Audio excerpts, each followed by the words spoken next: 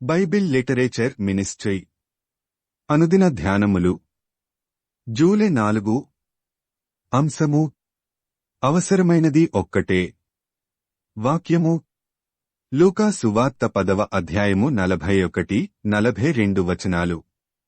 Martha Martha, నీవనేకమైన పనులను గూర్చి విచారము కలిగి తొందరపడుచున్నావుగాని అవసరమైనది ఒక్కటే. మరియ ఉత్తమమైన దానిని ఏర్పరచుకొనెను, అది ఆమె యొద్ద నుండి తీసివేయబడదు. ప్రభువునందు ప్రియులారా, నేటి వాక్యమును ధ్యానించుకుందాము. ఈ లోకంలో ప్రతి ఒక్కరూ ఎప్పుడూ బిజీగానే ఉంటుంటారు. ఏదో ఒక వ్యాపకం వారిని స్థిమితంగా కూర్చోనివ్వదు. ఎవరికి వారు ఏర్పరచుకొనిన తంత్రముల వలన ప్రశాంతమైన జీవితానికి దూరమవుతుంటారు. మనం ప్రశాంతంగా, నెమ్మదిగా, సంతోషంగా జీవించటానికి యేసు ప్రభువు ఎన్నో విషయాలను చెప్పాడు. కొండమీద ప్రసంగం చాలా ప్రధానమైనది, విలువైనది. మనం యేసు బోధల ప్రకారం జీవించలేకపోవడానికి కారణం ఆయన చెప్పేవి మనకి అర్థం కాకపోవడం.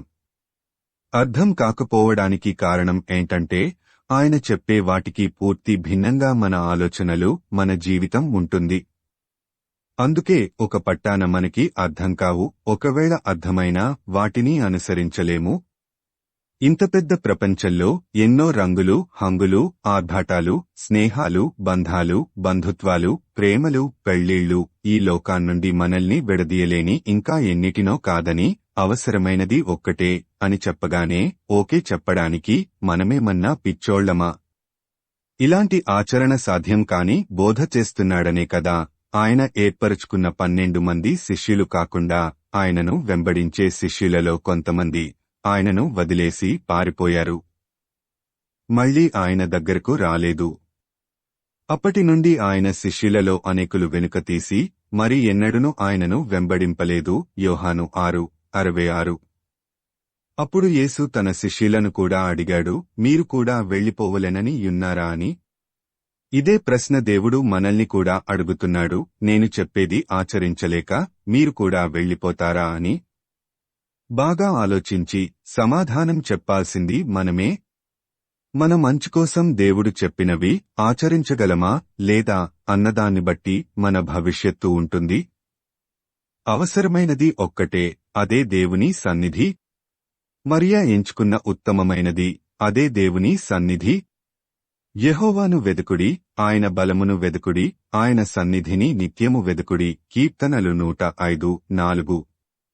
దేవుని సన్నిధిని నిత్యము వెదకటమంటే మనం చేయాల్సిన పనులన్నీ మానేసి ఏ చర్చిలోనో, ఇంట్లో ఒక మూల కూర్చొని బైబిలు చదువుతూనో, ప్రార్థన చేసుకుంటూ ఉండటమో కాదుగాని, మనం ఏ పని చేస్తున్నా, ఎక్కడికి వెళ్తున్నా, మన హృదయములో, మన ఆలోచనలలో దేవుని గూర్చి తలపోసుకుంటూ ఉండటమే.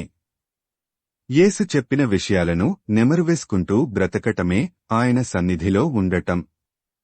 కాబట్టి మీరు ఈ నా మాటలను మీ హృదయములోనూ మీ మనస్సులోనూ ఉంచుకొని, నీవు నీ ఇంట కూర్చుండునప్పుడు, త్రోవను నడుచునప్పుడు, పండుకొనున్నప్పుడు, లేచినప్పుడు వాటిని గూర్చి మాటలాడుచు అని ద్వితీయోపదేశకాండము 11:18-19లో వ్రాయబడి ఉంది.